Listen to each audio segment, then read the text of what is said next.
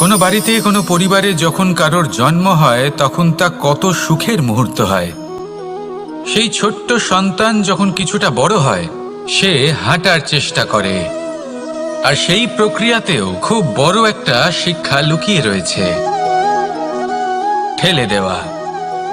যখন আপনি হাঁটতে চান, সামনে এগোতে চান, তখন আপনি কি করেন? নিজের পায়ের তলার যে মাটি তাকে আপনি পেছনে ঠেলে দেন। ব্যাস, এই একই জিনিস তো জীবনেও শিখতে হবে। এবার যদি আপনি জ্ঞানের পথে অগ্রসর হতে চান তাহলে অজ্ঞানতাকে পেছনে সরিয়ে দিতে হবে।